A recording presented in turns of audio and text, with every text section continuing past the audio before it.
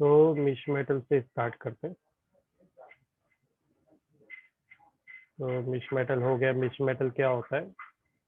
मिश metal क्या पढ़े थे हम लोग? इसको पायरोफोरिक अलॉय भी बोलते हैं, और ये लेंथ, इसके अंदर लैंथेनाइट होता है। इस लैंथेनाइट के साथ आयरन भी होता है, और कुछ ट्रेस अमाउंट में सल्फर, कार्बन, कैल्शियम और एल्यूमिनियम होता है। ऐसे टाइप के मेटल को क्या बोलते हैं? मिश मेटल बोलते हैं। ये मेटल का इस्तेमाल कब करते हैं? जब किसी मेटल्स के टकराने से का स्पार्किंग निकले, स्पार्किंग एमिट हो, ऐसे मेटल्स को मिश मेटल बोलते हैं। इसका इस्तेमाल बुलेट बनाने में, और जो हमारे घर में गैस स्टोव है उसका जो लाइटर होता है, गैस स्टोव का लाइटर, उस लाइटर को भी बनाने में हम लोग को मिश मेटल का इस्तेमाल करना पड़ता है कि स्पार्किंग करेगा तो जलाने में हेल्प करेगा। करेक्ट। नेक्स्ट आता है एक्टिनॉइड में। ये सीरीज के बारे में भी कल देख लिए थे, एक्टिनॉइड सीरीज के बारे में। एक्टिनॉइड सीरीज क्या थी? इसमें भी टोटल 14 एलिमेंट्स है, जो स्टार्ट होते हैं थोरियम से 90 से, और Lr लोरेशियम तक जाते हैं, जो कि 103 है। इस सीरीज को एक्टिनियम सीरीज भी बोलते हैं। इस सीरीज में स्टार्ट होती है 5 सीरीज ऑफ एलिमेंट से। ये सब पढ़ा है क्या मैंने? हाँ सर मिश मेटल हुआ था कल, हाँ, एक्टिनॉइड बाकी था ना। एक्टिनॉइड्स बाकी था, हम इधर से ओके, स्टार्ट करेंगे। चलेगा। एक्टोनाइट को सेकंड इनर ट्रांजिशन सीरीज बोलते हैं। ये इनर का मतलब आप तुम लोगों को समझ में आया, क्योंकि वो जो पीरियोडिक टेबल है ना, उसके अंदर से ये शुरू हुआ है ना, एक छोटी सी जगह से। तो इनर बोले तो वो सेकंड इनर, मतलब 7वां पीरियड होगा। वहाँ की जो ट्रांजिशन एलिमेंट वहां से स्टार्ट हुआ। अगर पीरियोडिक टेबल में इसकी पोजीशन को देखें तो ग्रुप 3 पीरियड 7 में प्रेजेंट है। ठीक है। ये फोर्थ ट्रांजिशन सीरीज भी इसको बोलते हैं, फोर्थ ट्रांजिशन सीरीज। और ये 6D सीरीज के पास से शुरू होता है, और ये 7 पीरियड में प्रेजेंट है, यानी आखिरी पीरियड में से शुरू होता है, इनर प्लेस से ट्रांजिशन सीरीज के ही। इसकी जो सीरीज होती है इसको 5F सीरीज भी बोलते हैं, क्योंकि इसके अंदर थर्ड लास्ट शेल के जो इलेक्ट्रॉन है वो 5F सब शेल तक पहुंचते हैं। इसी वजह से इसको second inner transition series of element कहते हैं। अब आते हैं ट्रांसयूमेरिक एलिमेंट। ट्रांसयूरेनिक एलिमेंट क्या होगा? man-made element heavier than uranium in the actinide series। तो ट्रांसयूरेनिक एलिमेंट उसको बोलते हैं जो एलिमेंट यूरेनियम से हैवी हो और मैन मेड बने हो। ठीक है, सिंपल डेफिनेशन है। यूरेनियम एक नेचुरल रेडियो एक्टिव एलिमेंट है। अगर इंसान कोई रेडियो एक्टिव एलिमेंट बनाते लैब में, जो कि वो दिखाई देंगे इसके अंदर, they are synthetic artificially prepared and radioactive. बोलते कि पीरियड के अंदर, पीरियड जो सीरीज के अंदर एफ की जो एलिमेंट्स प्रेजेंट है, टोटल जो 14 एलिमेंट्स है, वो ज़्यादातर रेडियो एक्टिव एलिमेंट।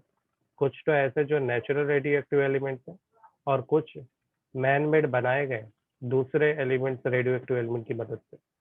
नेपच्यून का जो एटॉमिक नंबर है 93, वहां से लेके 118 एटॉमिक नंबर तक जाएंगे। अन अन ये अपने इसका रीडिंग सीखे थे ना IUPAC में।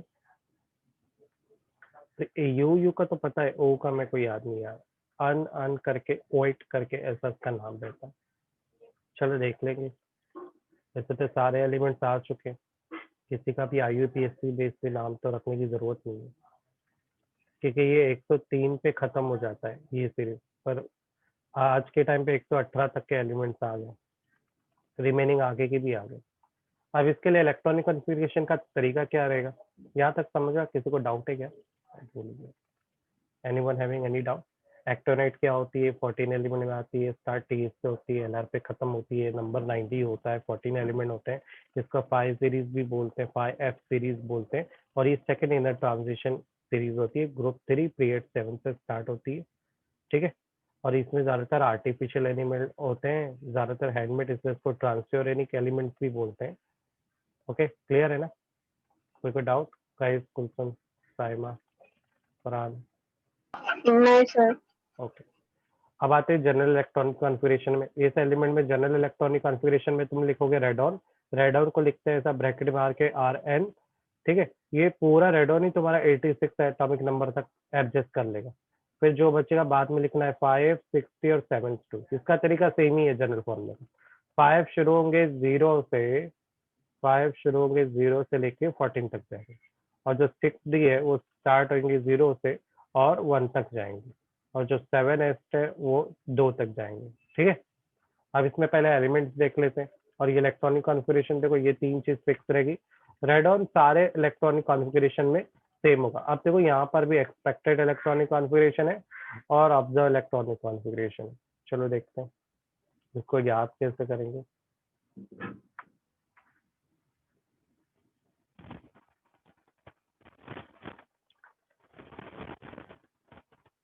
ठीक है, एक मिनट।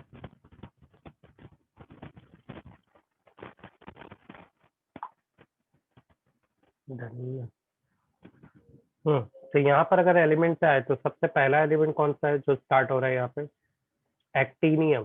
पहले एलिमेंट को क्या बोलते हैं? हाँ एक्टीनियम। एक्टिनियम दूसरे एलिमेंट को बोलते हैं थोरियम। तीसरे एलिमेंट को बोलते हैं प्रोटेक्टिनियम। चौथे एलिमेंट को बोलते हैं यूरेनियम। पांचवे को बोलते हैं नेपच्यूनियम। पीयू का मतलब होता है प्लूटोनियम। एएम का मतलब होता है अमेरिशियम। सीएम का मतलब क्योरियम। कुछ तो कंट्री के नाम पे भी दिख रहे हैं ना। बीके का मतलब होता है हाँ सर बर्केलियम। कंट्री प्लेनेट और हाँ, साइंटिस्ट के नाम। तो देखो सब में यम यम तो लिख रहा है ना, यम यम, है ना। सीएफ है कैलिफोर्नियम। ईएस है आइंस्टीनियम, तो ये तो आइंस्टाइन के नाम से। एफएम का मतलब होता है फर्मियम। एमडी है मेंडेलियम, मेंडलीवियम। ये मेंडलीव के नाम से रखा गया है इस एलिमेंट का नाम। तो देख सकते हो सब में यम यम ही लगाते रहता है लास्ट में। सर वो जो पहले वाला जो ब्लॉक था लैंथेनाइट वाला उसमें यम यम नहीं था सब में। नहीं था सबका यम यम, लेंथेनम था ना। देखो उसमें लैंथेनम भी था एक। सेरियम, प्रेसोडामियम, तो वहाँ पे भी मियम यम ही था। उधर अमम लगा है मियम, या पर यम यम लगा है। हाँ हाँ बराबर, थोड़ा सा हो गया। ये नोबेटियम है, राइमिंग वर्ड ही है लेकिन, है ना सब। और लास्ट वाला है लोरेशियम। ठीक है, अब एटॉमिक नंबर चेक कर लेते हैं। ये नाम इसलिए मैंने पढ़ा ताकि तुम लोग को ट्रिक बता सकूं। अगर नाम याद है तो ही ट्रिक काम करेगी। ट्रिक में पहले वाली सीरीज को छोड़ दो, जैसे लैंथेनाइट में छोड़े थे। नीचे से ट्रिक स्टार्ट होती है। थोड़ा पहला पहलवान उनसे निपटेगा। क्या लिखा है? थोड़ा पहलवान उनसे निपटेगा, पुराना आम कम बिकेगा। तो ये शायरी एक्चुअली। थोड़ा पहलवान उनसे निपटेगा, पुराना आम कम बिकेगा। फिर कैलिफोर्नियम पे गैप कर देना है, और उसके नीचे से आइंस्टाइन से स्टार्ट करना है। इतनी बड़ी फैमिली में नो लड़की राजी। यहाँ पे क्या है, शादी के बारे में लिखा है। इतनी बड़ी फैमिली में नो लड़की राजी। समझ में आया? तो इसमें दो सर हिस्से क्या थे। राजू। राजी, राजू नहीं। तुमको राजू का अच्छा अच्छा। हो तो तुम्हारे हिसाब से ट्रिक बनती है ये। तुम कैसे भी बना सकते हो। ये दो इसलिए इसमें डिवाइड हुए क्योंकि इसके अंदर एलिमेंट बहुत ज्यादा होते हैं ना, इसी वजह से। तो थोड़ा पहलवान उनसे निपटेगा, पुराना आम कम बिकेगा। इतनी बड़ी फैमिली में नो लड़की राजी। तो थोड़ा यहाँ पे क्या है? थोरियम है। पहलवान कौन है? प्रोक्टेटिनियम है। उनसे बोले तो यूरेनियम। निपटेगा बोले तो निप्टेनियम। अरे देखो ये सेम बना, निपटेगा निप्टेनियम, है ना। पुराना है क्या? प्लूटेनियम। आम बोले तो अमेरिकियम। कम बोले तो क्यूरियम। बिकेगा बोले तो बर्केलियम, है ना। कैलिफोर्नियम पे कोई ट्रिक नहीं है, एक गैप डाल दिया गया। फिर इतनी, आइंस्टाइन के लिए इतनी बड़ी, बड़ी सिर्फ लगाया गया है। जो भी ब्रैकेट में रहेगा समझ जाने का, वो सिर्फ एडिशन है समझाने के लिए। फैमिली है फेरमियम। अरे देखो फैमिली फेरमियम सेम लग रहा है ना। मैं बोले थे मेंडलीवियम, मेंडलीवियम, मेंडलीव के नाम से। नो बोले तो नोबेटियम। लड़की राजी, तो राजी जो है वो एक्स्ट्रा लगाया गया, ऐड किया गया ताकि अच्छा वर्ड बने। लड़की है यहाँ पे लोरेशियम। ठीक है, एटॉमिक नंबर देखें तो 89 से स्टार्ट हो रहा है, खत्म कहाँ पर हो रहा है? 103 पे। और एकदम असेंडिंग ऑर्डर में चल रहा है। टोटल 14 एलिमेंट्स हैं यहाँ पे। अब आता है एक्सपेक्टेड और ऑब्जर्व। हमें कौन सी याद रखना है? ऑब्जर्व। एक्सपेक्टेड तो बहुत सिंपल जाती है ना, तो एक्सपेक्टेड कहीं कहीं पे सही जाती है। ऑब्जर्व से हम लोग डायरेक्ट सीखते हैं, क्योंकि एक्सपेक्टेड पढ़ते हैं फिर कंफ्यूजन होगा ना। तो ऑब्जर्व में सबसे पहला जो एलिमेंट है वो है पहले सबसे पहले क्या फिक्स रहेगा, पहले वो मैं लिख देता हूँ। आर एन फिक्स रहेगा सब में। क्या फिक्स रहेगा, आर एन। समझ गए यहाँ तक? यानी तुम जितने भी इलेक्ट्रॉनिक कॉन्फ़िगरेशन रखोगे लिखोगे टिल लास्ट तक, क्या चीज कॉमन लिखते रहोगे, ब्रैकेट वाला पार्ट। समझा यहाँ पहला वाला हिस्सा। अब दूसरा कॉमन पार्ट क्या है, चलो ये कॉमन रहेगा। दूसरा कॉमन पार्ट रहेगा 7s2, यानी शुरुआत में लिखोगे 7s2 और टिल नीचे सारे एलिमेंट में। देखो इसलिए मैं बहुत सारे एलिमेंट को छोड़ भी दिए। आई समझ में आ रहा है वो क्यों छोड़े। सारे एलिमेंट में 7s2 लिखना। समझा ये वाला पार्ट? अब ध्यान देते हैं 5 और 60 में। 5 और 60 अपने हिसाब से नहीं चलेंगे, ये थोड़ा बोलते हैं ना फ्लक्चुएशन देंगे। पहले वाले में लिखना है 50, दूसरे में लिखना है 61। ठीक है, अब नीचे जाएंगे तो क्या हो जाएगा 5062। ठीक है, फिर नेक्स्ट वाले में अभी देखो यहाँ पर क्या हो रहा है, इधर पे उल्टा हो गया। ये जो 6d है ना, उसने f के इलेक्ट्रॉन छीन लिए, क्योंकि एक्सपेक्टेड में क्या बन रहा है 5f1 61 7s2। ठीक है, पर 5f1 की बजाय बनने के क्या बन रहा है 5f0 62 7s2। समझ में आया? अब बाकी में क्या बोल रहा है कि बाकी जो एक्सपेक्टेड लिखा है होना क्या चाहिए 5f2। अच्छा ये इसलिए मैं एक्सपेक्टेड पढ़ा था, लेकिन एक्सपेक्टेड से आइडिया आ जाता था ना कैसे करना है। देखो 50 51 52 53 54 55 57 57 58 59 510 511 512 514 514। देखो ना एक्सपेक्टेड में भी बदलाव हुआ है। मतलब साइंटिस्ट बोलते हैं हाँ ऐसा कुछ होगा हाफ फील्ड में, जैसे एफ जो होता है उसका हाफ फील्ड होता है 7, तो बोलेगा जब वो 6 पहुंचेगा ना तो वो घसीट लेगा इलेक्ट्रॉन, ताकि अपने आप को एटलीस्ट हाफ फील्ड कर सके। बाकी में इसका बिहेवियर सेम रहेगा। जब फुल फील्ड होने वाला होगा ना, जिसके लिए सब उसके पास एक इलेक्ट्रॉन की कमी होगी, तब भी वो छीन लेगा। और तुमको कॉमन क्या दिख रहा है, जो 6d है उसमें जो इलेक्ट्रॉन्स है 1 1 1 1 1 1 1 वो कॉमन जा रहे हैं, है ना। पर रियलिटी में तो और कुछ हो रहा है। इधर हम लोग क्या देख रहे हैं कि सेकंड कंडीशन में बदलाव आ रहा है, थर्ड फोर्थ एंड फिफ्थ में कोई चेंजेस नहीं। जब फिफ्थ की पोजीशन आई तो फिफ्थ में बदलाव आया। फिफ्थ में क्या हुआ, जो एफ शेल है उसने डी के सारे इलेक्ट्रॉन छीन लिए। फिर आगे दो हिस्सों में कोई बदलाव नहीं है। देखो जहाँ पे मैं ऐसा करके लिखूंगा ना तो समझ जाएगा कोई चेंजेस नहीं है, सेम जा रहा है। फिर किस में बदलाव आ रहा है, यहाँ पर 56172 बनना चाहिए, पर बन क्या आ रहा है 59630 तो ऐसा क्यों हो रहा है, क्योंकि सारे इलेक्ट्रॉन क्या कर रहा है एफ छीन रहा है। ये ऑलरेडी अपन पढ़ चुके थे। जो एफ रहेगा वो पूरे इलेक्ट्रॉन कंटिन्यू लेते जाएगा, तो टिल इन तक 60 पे क्या आता रहेगा 0 0 आता रहेगा।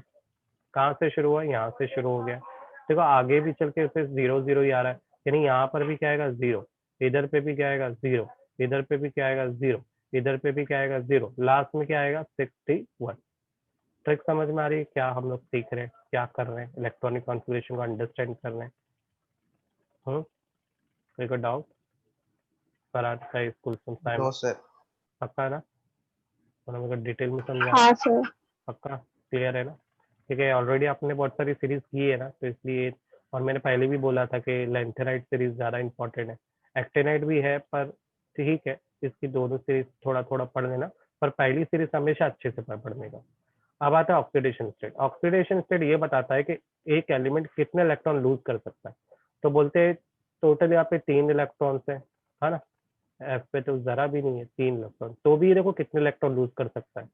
एक्टिनम 2 इलेक्ट्रॉन भी लूज कर सकता है, 3 भी लूज कर सकता है, और 4 इलेक्ट्रॉन भी लूज कर सकता है। इसकी ये क्वालिटी रहती है, मतलब बॉन्ड बनाने के लिए ये इतनी बलिदानी दे सकता है। सेकेंड आ गया थोरियम, वो 2 3 4 5, फिर 3 4 5 3 4 5 6, यानी इसी तरह से सबकी ऑक्सीडेशन स्टेट यहाँ पे लिखी हुई है। सभी की ऑक्सीडेशन स्टेट में तुमको एक नंबर कॉमन दिखाई देगा 4 4 4 4 4 4 4 4 4, है ना।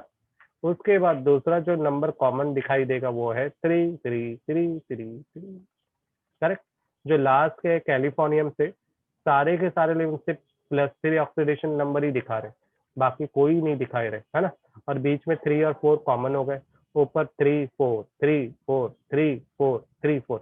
अरे वाह, 3 और 4 तो कॉमन जा रहे हैं कैलिफोर्नियम के ऊपर से। तो ट्रिक समझ में आया कैसे याद रखने। एटलीस्ट इतने ऑक्सीडेशन नंबर याद रखने जो इजीली याद हो, जो याद नहीं हो रहा उसको लीव कर देने का। समझ गए गाइस? सिस्टम फरहान, साइमा? हाँ सर। हाँ सर। अब आते हैं कंपैरिजन। एग्जाम में ज्यादातर इसका कंपैरिजन आता है लैंथोनाइट का और एक्टोनाइट का। तो मैंने काफी बड़ा कंपैरिजन बनाया, इसमें टोटल तुमको 17 पॉइंट मिलेंगे और इसमें भी आप पूरे चैप्टर की स्टडी कर लेंगे। तो अगर तुमको लैंथोनाइट का पॉइंट समझ में आएगा तो लैंथोनाइट का थोड़ा सा ही उल्टा एक्टोनाइट होगा, बरोबर? तो लैंथोनाइट को समझ लोगे तो इसी का उल्टा लिख देना एक्टोनाइट। तो लैंथोनाइट समझते हैं। तो लैंथोनाइट स्टार्ट कहाँ से होता है? 4f ब्लॉक एलिमेंट से स्टार्ट होता है। 4f ब्लॉक एलिमेंट के सबशेल से। क्लियर है फर्स्ट पॉइंट? इसका जो इसके अंदर जो सबशेल होती है कौन सी होती है? 4f की होती है ना, इसलिए इसको 4f ब्लॉक एलिमेंट भी बोल सकते हैं। सेकंड, ये फर्स्ट इनर ट्रांजिशन एलिमेंट की सीरीज होती है। सच है, first inner transition element lanthanide, क्योंकि 2 ही तो बॉक्स होते हैं उसके अंदर। Third, it show lanthanide contraction. बोलते हैं इनके सारे एलिमेंट में लैंथोनाइट कॉन्ट्रैक्शन होता है। इसके बारे में भी बताया था। सारे शेल क्या होते हैं? सिकुड़ जाते हैं। सिकुड़ने की वजह क्या? एफ है। एफ के पास टोटल कितने इलेक्ट्रॉन होते हैं? 40 इलेक्ट्रॉन होते हैं, है ना? तो इसी वजह से ये अलग ही बिहेवियर दिखाता है। फोर्थ पॉइंट क्या है? They form colour ions. बोलते हैं कि जितने भी डी के एलिमेंट्स हैं वो कलर आइंस बनाते हैं, क्योंकि इनमें एफ एफ ट्रांजिशन होता है। देखो डी डी ट्रांजिशन वाले भी कलर दिखाते हैं और इन लोग भी कलर दिखाते हैं। पांचवा point, most of their cations are paramagnetic. बोलते हैं कि ज्यादातर जो कटाइंस वाले जो चार्ज वाले एलिमेंट है ना वो पैरामैग्नेटिक है। पैरामैग्नेटिक प्रॉपर्टी कब आती है? जब किसी एटम के पास ज्यादा अनपेयर्ड इलेक्ट्रॉन्स हो। तो शुरुआत में ये पैरामैग्नेटिक प्रॉपर्टी देगा, पर जैसे जैसे तुम एंड में पढ़ोगे जब इलेक्ट्रॉन बढ़ेंगे तब इसकी यही पैरामैग्नेटिक प्रॉपर्टी घट के डायमैग्नेटिक हो जाएगी। It show ion exchange behaviour. Ion exchange behaviour change करने का मतलब क्या है? ये अपने आयन एक्सचेंज भी करता है, यानी चार्ज को बोलते हैं ना रिप्लेसमेंट करना, ये बिहेवियर भी ये देता है एफ ब्लॉक एलिमेंट। सातवां पॉइंट लिखा हुआ है, they have catalytic property. Yes, ये बहुत अच्छी प्रॉपर्टी है कि इनके ज्यादातर एलिमेंट किस रिएक्शन की स्पीड अप करने के लिए के इस्तेमाल में भी आते हैं। आठवां है मेटालिक नेचर। इनका ज्यादातर मेटल एलिमेंट्स का नेचर मेटालिक होता है और ये पार्शियली फिल्ड होते हैं। मतलब इनके थर्ड शेल है ना वो n-2 f ऑर्बिटल, ये पार्शियली फिल्ड का मतलब क्या होता है? पूरे फिल्ड नहीं होते, आधे अधूरे फिल्ड होते हैं। यहाँ तक किसी को डाउट है? 8 पॉइंट हो चुके हैं हमारे, आगे बढ़ जाए। Anyone having any doubt? साहिबा कुलसुम का नो सर। फरहान? देखिए नहीं अब सर। इसको एक्टोनाइट से कंपेयर करते हैं। तो इसकी ब्लॉक एलिमेंट स्टार्ट होते हैं 4f से, तो एक्टोनाइट स्टार्ट होता है 5f से। अगर ये फर्स्ट इनर ट्रांजिशन सीरीज है तो एक्टोनाइट सेकंड इनर ट्रांजिशन सीरीज है। ये अगर ये लैंथोनाइट कॉन्ट्रैक्शन दिखाएगा तो ये एक्टोनाइट कॉन्ट्रैक्शन दिखाएगा। बाकी 4, 5वां, 6वां, 7वां, 8वां पॉइंट सेम रहेगा। यहाँ पर सेम टू सेम लिखना रहेगा। अच्छा है ना? एग्जाम में आया तो 8 के 8 पॉइंट तुम लोग लिख सकते हो। इसकी प्रॉपर्टी, कैरेक्टरिस्टिक सब कुछ आ गया। चलो और भी पॉइंट देखते हैं, जितने ज्यादा याद रहेंगे उतना अच्छा। नवा पॉइंट क्या है? इसकी इलेक्ट्रॉनिक कॉन्फ़िगरेशन कैसे लिखेंगे? जिनॉन लगाओ, 4f रहेगा 0 to 14 और जो d होगा वो स्टार्ट होगा 5 से, 5d 0 to 1 और 6s2। ये जनरल इलेक्ट्रॉनिक कॉन्फ़िगरेशन है। इसके जरिए हम लोग बाकी एलिमेंट की इलेक्ट्रॉनिक कॉन्फ़िगरेशन निकाल सकते हैं। 10वां पॉइंट देखते हैं, differentiating electrons inter 4f subshell. इसके अंदर जो इलेक्ट्रॉन है वो डायरेक्ट कहाँ पे इंटर करते हैं? 4f सबशेल में इंटर करते हैं। यानी ये सब घसीटते रहता है इलेक्ट्रॉन्स को और सबसे पहले अपनी 4f शेल को कंप्लीट करने की कोशिश करता रहता है। वैसे देखा जाए 5d 6s भी है, पर वो ट्राई करता है कि पहले मैं अपने आप को भरूं। तो यहाँ पे डिफरेंशिएट आ रहा है 4f सबशेल में बाकी सबशेल से। 11, except promethium all other element are natural. बोला कि सिर्फ प्रोमेथियम ही इस सीरीज में, लैंथोनाइट सीरीज में, जो आर्टिफिशियली मैन मेड बनाया गया एलिमेंट है। अब आते हैं 12 में बाइंडिंग एनर्जी में। तो बाइंडिंग एनर्जी 4f इलेक्ट्रॉन की बहुत ही ज्यादा होती है। बाइंडिंग एनर्जी किसको बोलते हैं? दो एटम का आपस में जुड़कर या किसी आयंस के बेस पे अगर बात करो तो चार्जेस के बीच में जो बाइंडिंग होती है ना ये बहुत मजबूत होती है 4f की। होगी भी क्योंकि इसके पास टोटल 14 इलेक्ट्रॉन्स होते हैं। अब आते हैं 13 पॉइंट्स पर। 13 पॉइंट्स क्या बोलता है? Only promethium is radioactive. ये तो हो चुका। 14 point, besides +3 oxidation state, they show +2 +4 oxidation state. बोलता है कि सिर्फ ये +3 ऑक्सीडेशन स्टेट नहीं दिखाते हैं, ये +2 +4 ऑक्सीडेशन स्टेट भी एलिमेंट्स दिखाते हैं। 15 पॉइंट, इनकी टेंडेंसी लेस होती है जब ये कॉम्प्लेक्स फॉर्म करते हैं। कॉम्प्लेक्स फॉर्म मतलब जब ये कंपाउंड बड़ा बनाते हैं ना, जिसमें इनके एलिमेंट्स भी प्रेजेंट और अदर एलिमेंट भी मिक्सअप हो, तब इनकी टेंडेंसी है वो कमजोर हो जाती है, जो रिएक्टिविटी या आयन की बाइंडिंग ये सब कमजोर हो जाती है। 16, colour is not deep and sharp. इसमें कलर फॉर्मेशन तो होता है पर वो इतना डीप और शार्प नहीं होता है, कमजोर होता है। 17 पॉइंट है, ये lanthanide hydroxide are less basic. ये बेसिक भी बनाते हैं कंपाउंड, पर इनका जो बेसिक कंपाउंड होता है वो बहुत ही कमजोर होता है। इतने सारे पॉइंट देखें 1 से 17 तक। आप हम लोग 9 से लेके 17 तक का एक्टिनाइट का पॉइंट देखते हैं दोनों में डिफरेंस क्या है। तो एक्टिनाइट का जनरल इलेक्ट्रॉनिक कॉन्फ़िगरेशन फार्मूला क्या है? Rn, रेड ऑन लगाने का, जेनॉन की जगह रेड ऑन। 4f है तो 5f लिखना है, 5d है तो 6d लिखने का है, 6s है तो 7 लिखना है। अरे सेम ही है, सिर्फ नंबर बढ़ गया है ना। अब second, differentiating electron enter 4f shell. अब जाहिर बात है यहाँ पे 5f शेल में इंटर करेगा। यहाँ पे प्रोमेथियम को छोड़कर सब नेचुरल है। यहाँ पे uranium, thorium, all other element are synthetic in the lab. यहाँ पे सिर्फ यूरेनियम और थोरियम को छोड़ दो, यही सिर्फ नेचुरल है, बाकी सब सिंथेटिक है, मैन मेड है। अगर बाइंडिंग की बात करो तो इसकी बाइंडिंग लो है, इसकी बाइंडिंग मजबूत थी ना, 5 की बाइंडिंग लो होती है। अगर मैं प्रोमेथियम ऑल, यहाँ पर क्या था, only promethium is radio active, यहाँ मैं बोलूंगा सभी के सभी रेडियो एक्टिव एलिमेंट्स है, कोई भी नॉर्मल नहीं है। यहाँ पे +3 ऑक्सीडेशन दे रहे थे और बाद में वेरिएबल दे रहे थे। यहाँ पर भी सेम है, यहाँ पे +3 ऑक्सीडेशन दे रहे हैं और वेरिएबल में उससे भी ज्यादा दे रहे हैं, +2 +4 +5 +6 +7, है ना। यहाँ पे वैरायटी ज्यादा है। अगर मैं बात करूँ यहाँ पे कॉम्प्लेक्स बनाने में इसकी टेंडेंसी वीक हो जाती है, एक्टिनाइट में उल्टा होता है, बढ़ जाती है। अगर कलर देखा तो यहाँ पे इतना डीप नहीं आता, यहाँ पे कलर डीप आता है, डार्क शार्प एकदम आएगा। यहाँ पे लेंथेनाइट हाइड्रोक्साइड लेस बेसिक है, यहाँ पर मोर बेसिक या स्ट्रॉन्ग बेस बनाता है एक्टिनाइट जब हाइड्रोक्साइड बनाता है। तो कोई भी पॉइंट में कोई डाउट है यहाँ पर? और यहाँ पे मैंने काफी ढूंढ के अच्छे पॉइंट्स लिखे, ज्यादा लिखे हुए है ना, ताकि तुम लोग के पास हाँ ऑप्शन ही सर। ऑप्शन है पढ़ने के लिए।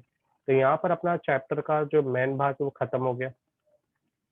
यहाँ पे कोई डाउट किसी को? ये सीरीज याद रखो, ये लेंथेनाइट एक्टिनाइट का कंपैरिजन सर आता है। ये चैप्टर में न्यूमेरिकल टाइप कोई सम वम रहेगा तो कैसे नहीं, टाइप रहेगा? इसमें सर न्यूमेरिकल तो न्यूमेरिकल नहीं सर, ऐसा शायद बेस्ड कुछ आता है क्या? शायद अगर होंगे तो अपन करेंगे, है ना। Like find electronic configuration something. हाँ हाँ, मैग्नेटिक के पर हो सकता है, अगर होगा तो देखेंगे, कर लेंगे। अभी देखो मैं ऊपर जा रहा हूँ, अब ऊपर क्यों जा रहा हूँ, याद है अपने केमिकल प्रॉपर्टी छोड़ दिए थे, KMnO4 की और K2Cr2O7 की, वो बाकी है। इसमें तो मेरे को नहीं दिखी थी KMnO4 में, है ना, केमिकल प्रॉपर्टी, पर इसके अंदर है, K2Cr2O7 की केमिकल प्रॉपर्टी है। तो अब आते केमिकल प्रॉपर्टी में। तो पोटेशियम डाई मैग्नेट का जो कलर होता है वो कैसा होता है? कलर याद रखो, ऑरेंज कलर होता है। पर जब तुम किसी अल्कलाई के साथ इसको रिएक्ट करोगे तो ये इस अल्कलाई के साथ मिलकर पोटेशियम क्रोमेट बनाएगा। देखो डाई क्रोमेट किस में कन्वर्ट हो गया? Potassium chromate. पोटेशियम क्रोमेट क्या होता है? K2CrO4। एक क्रोमियम का 2 गायब हो गया यहाँ पे। अब इसका जो कलर है वो कैसा हो गया? येलो। यानी अगर मैं किसी भी पोटेशियम डाइक्रोमेट को अल्कलाई के साथ रिएक्ट करूं, किसी भी बेस के साथ रिएक्ट करूंगा, तो ये अपना कलर चेंज कर लेता है, येलो बना देता है और कंपाउंड को भी बदलाव लाता है, डाई से क्रोमेट बन जाता है और वाटर रिलीज करता है। रिएक्शन क्लियर है? तो इसका ट्रिक क्या रहेगा वो बताते हैं। तो तुमको एक चीज याद रखना है कि पोटेशियम डाइक्रोमेट किसी भी अल्कलाई, किसी भी बेस के साथ रिएक्ट करेगा जिसका कलर ऑरेंज होता है। अगर तुम किसी भी बेस के साथ इसको रिएक्ट करते हो तो ये क्या बनेगा? पोटेशियम क्रोमेट बनाएगा। समझ में आया कैसे याद रखना है? और येलो कलर का, बस इतना ही याद रखो, ऐसा ट्रिक बना लेने का। मेरी राइटिंग इतनी अच्छी नहीं दिख रही होगी। सेकंड रिएक्शन देखते हैं। सेकंड रिएक्शन में, अच्छा एक और चीज मैं यहाँ पे बता दूं, पोटेशियम डाइक्रोमेट का तुमको मॉलिक्यूलर फॉर्मूला पता होना चाहिए। पोटेशियम हाइड्रोक्साइड का मॉलिक्यूलर, तो ये याद कर लो, प्रैक्टिस कर लो कि पोटेशियम डाइक्रोमेट लिखते कैसे, K2Cr2O7। समझ में आ गया फरहान कैस साइमा कुलसुम? तो ये हाँ सर। ट्रिक काम करेगी, वरना फ्लॉप हो जाएगा एकदम। ठीक है, नेक्स्ट क्या है? और कुछ रिएक्शन कॉमन भी होते हैं तो वो भी थोड़ा समझ लेना। जैसे मैं बार बार बेस वर्ड की यूज करूँ बचाए पोटेशियम हाइड्रोक्साइड, हो सकता है इसकी जगह NaOH हो, तो क्या बदलाव आएगा क्या रिएक्शन में? हाँ, मेजर बदलाव आएगा कि पोटेशियम पोटेशियम नहीं है तो हो सकता है सोडियम क्रोमेट मिल जाए तुमको बाय प्रोडक्ट, करेक्ट, और पोटेशियम आउट हो जाए। पर पोटेशियम का बेस ही यहाँ पे यूज किया है, अगर बेस सोडियम होगा तो दिख जाएगा। नेक्स्ट रिएक्शन में क्या रहा है, पोटेशियम डाइक्रोमेट जिसका कलर येलो है, पोटेशियम क्रोमेट जो यहाँ पर मिला था ना, उसको फर्दर रिएक्ट करेंगे HCl से एसिड के साथ। अब एसिड के साथ रिएक्ट करेंगे तो ये वापस से बनाएगा ऑरेंज कलर का पोटेशियम डाइक्रोमेट। अच्छा है ना, यानी पहले बेस से करेगा तो पोटेशियम क्रोमेट बनाता है और वापस से एसिड ऐड करोगे तो वापस वो अपनी ओरिजिनल फॉर्म में आ जाता है। ठीक है, इसमें देखो बाय प्रोडक्ट मिल रहे KClH2, अगर तुमको याद नहीं होते तो इसको नहीं भी लिखोगे एग्जाम में तो चलता है। अब आगे बढ़ते, मान लो अगर कोई क्रोमेट डाइक्रोमेट पानी के साथ रिएक्ट करता है तो एकदम ट्रिक याद रखो, अभी कोई भी डाइक्रोमेट होगा ना तो जब पानी के साथ रिएक्ट करेगा तो उसका ऑक्सीडेशन नंबर सेम रहेगा, सिर्फ ये जो नंबर है 7 वो 4 बनेगा, तो डाइक्रोमेट क्रोमेट में कन्वर्ट हो जाएगा।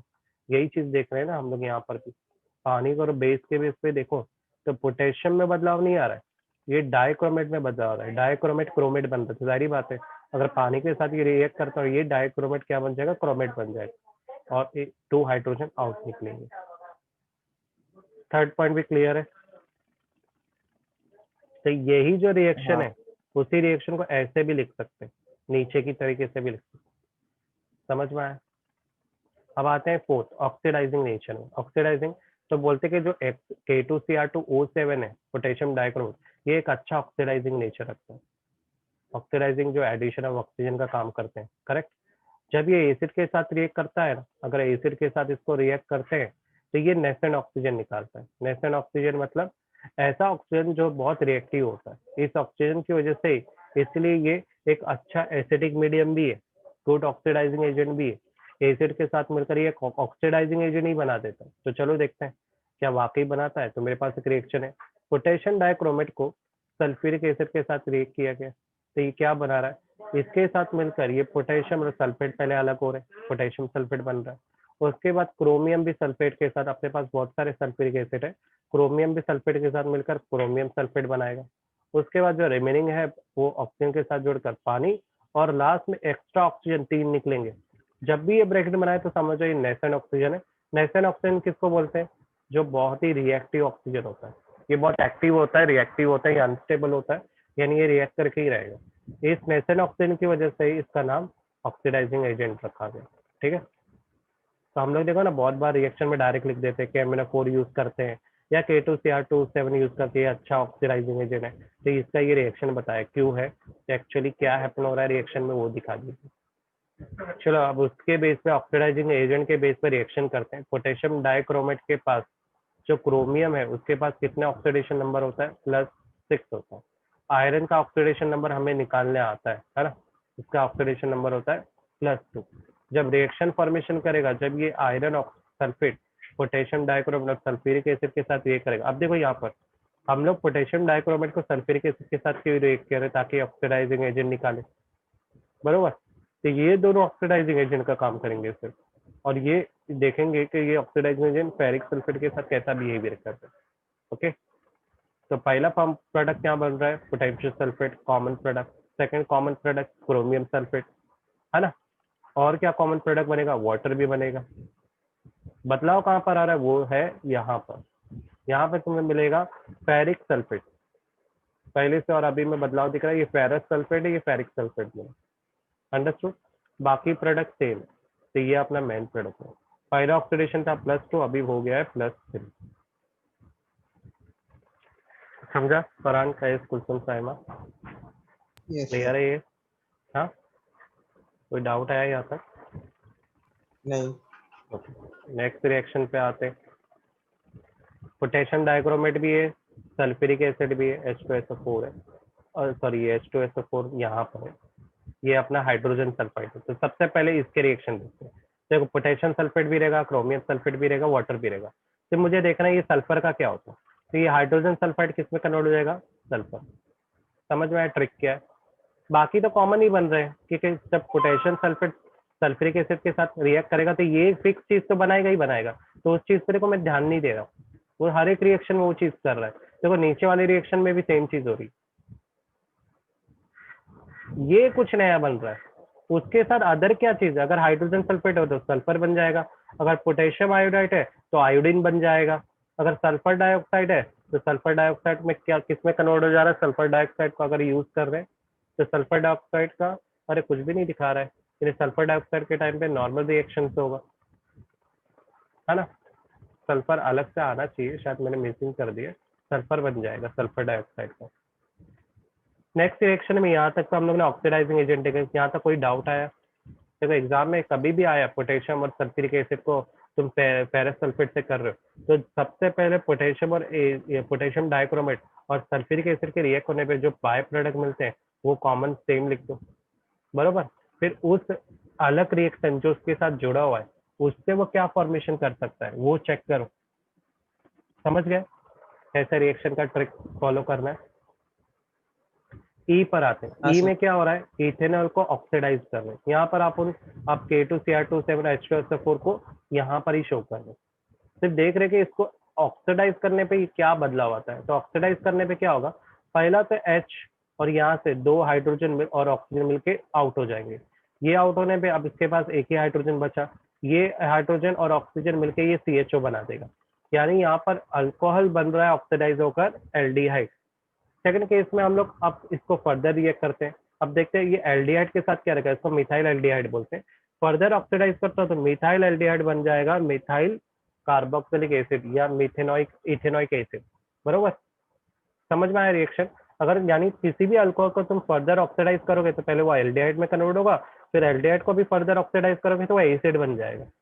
अब जरा देखते हैं सेकेंडरी अल्कोहल का क्या होता है, अगर कोई अल्कोहल नीचे हो और उसको ऑक्सीडाइज करे तो क्या बनेगा, तो ऐसे में उल्टा होगा, यहाँ से ये H2O निकल जाएगा, बरोबर। सॉरी ये एक हाइड्रोजन यही रहने दो, किसी और जगह से अपना हाइड्रोजन खरीद सकते हैं क्या, नहीं, तो ये पूरा H2O गया, तो क्या बचेगा, यहाँ पर डायरेक्ट O लगेगा, तो ये बनाए एल्डिहाइड के क्या मिल रहा है, कीटोन।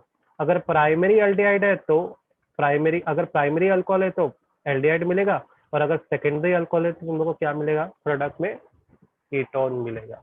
समझ में आया रिएक्शन, समझ में आया क्या, हाँ कोई का सर। डाउट हो गया? तो यहाँ पे अपना KMnO4 का केमिकल प्रॉपर्टी हो गया। जरा देखते हैं टेक्स्ट बुक के अंदर और भी केमिकल प्रॉपर्टी होगी, तो जरा गो थ्रू करते हैं, कुछ एक्स्ट्रा भी है क्या, कुछ छोड़ दिए क्या, आप लोगों ने सारी कवर कर लेते हैं।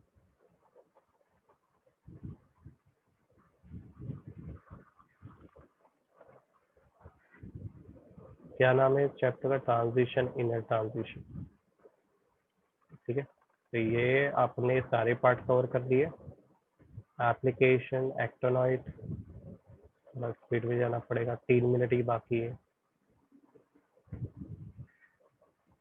सर मोहसिन सर लेंगे इसके बाद? हाँ मैं पूछूंगा, नहीं लेंगे तो मैं ही कंटिन्यू कर लूंगा, इसमें क्या है। ये देखो केमिकल प्रॉपर्टी, अरे इधर तो तुम लोग तो मेरे को डांटने वाले हो यार, बहुत कम केमिकल प्रॉपर्टी दिख रही है ना। देखो ना K2Cr2 सिर्फ एक ही हाँ दिख रही है और मैंने ज्यादा पढ़ा था ना, तो उसके लिए खेद है। तो ये तो अच्छी बात है ना, कितनी कम है, एक ही रिएक्शन दिया, वो भी ऑक्सीडाइजिंग एजेंट का दिया हुआ है ना, नहीं सल्फर का दिया, हाइड्रोजन सल्फाइड। देखो ज्यादातर तो नहीं है, कम है, उल्टा मैंने ज्यादा पढ़ा दिया है ना, तो अच्छी बात है ये कि एक्स्ट्रा है, चलेगा, कम नहीं होना। अरे अपना हो गया जितना अपने को करना था, ग्रेट। तो डन, यहाँ हाँ पर सर, अपना मेटलर्जी चैप्टर, पार्ट नहीं है इसमें। हाँ मेटलर्जी तो नहीं है, तो यहाँ पे अपना चैप्टर खत्म हो गया, ट्रांजिशन एंड इनर ट्रांजिशन। तो अब हम लोग देखेंगे हैलोजन डेरिवेटिव, नेक्स्ट टाइम देखेंगे अपन हैलोजन डेरिवेटिव। ये पार्ट को बहुत अच्छा करना है, ये चैप्टर को, तो मैं इसमें एक्स्ट्रा पढ़ा दूंगा। अगर ये चैप्टर अच्छा हुआ ना तो अल्कोहल, कौन सा फिनॉल, सर, हेलोजन वाला? एल्डिहाइड, कीटोन, हाँ। हेलोजन अब वाला? अपन रिएक्शन ही रिएक्शन पढ़ने वाले हैं इस चैप्टर के अंदर, अब अपन रियल ऑर्गेनिक में घुसने वाले हैं, जिससे बच्चे डरते हैं। तो मैं चाहता हूँ कि इसको समझने से पहले मैं थोड़ा होमवर्क दे रहा हूँ, तुम लोगों को प्राइमरी सेकेंडरी का मतलब पता होना चाहिए कि प्राइमरी हाँ अल्कोहल का पता है। मतलब क्या है, सेकेंडरी। अगर ये पता नहीं हुआ तो खत्म, ये चैप्टर तुम लोग को समझेगा ही नहीं। तुम लोग बेसिक, प्राइमरी, स्ट्रक्चर, सेकेंडरी। दूसरा, तुम लोग को कॉमन नेम भी थोड़े याद होने चाहिए कि कॉमन नेम में आइसो क्या होता है, मैं एक्सप्लेन करूंगा, इसलिए उसी वजह से टाइम ज्यादा जाने वाला है इस चैप्टर में। पर अगर ये बेसिक तुम लोग को पता है आइसो ना, मतलब उड़ा सेम दोगे ना? चैप्टर। आइसो मतलब सेकेंडरी होता है, और नियो मतलब नहीं, नियो बोले तो सेकेंडरी, आइसो मतलब भी सेकेंडरी, और आइसो और सेकेंडरी दोनों का मतलब एक ही है। नियो में मतलब एक सेकेंडरी पोजीशन में 2 मिथाइल ग्रुप अटैच है, टर्शरी मतलब 3 अटैचमेंट। ठीक है, थर्ड। तो हम लोग ऐसा डिग्री में भी देखेंगे, और नॉर्मल कॉमन नेम से जो जरूरी होगा ना, मैं बहुत स्लो जाऊंगा ये चैप्टर, पर अगर ये चैप्टर तुमको समझा, तुम लोग अल्कोहल, फिनॉल, एल्डिहाइड, कीटोन भी फट से समझोगे। पर अगर ये चैप्टर नहीं समझा, वहाँ पे खत्म तुम लोग। और ज्यादातर बच्चे ये चैप्टर छोड़ देते हैं, गाइस कुलसुम, साइमा, फरहान, ध्यान दो, ये चैप्टर ज्यादातर बच्चे लीव करते हैं, रिएक्शन वाले बच्चे लोगों को बहुत डर लगता है। और अभी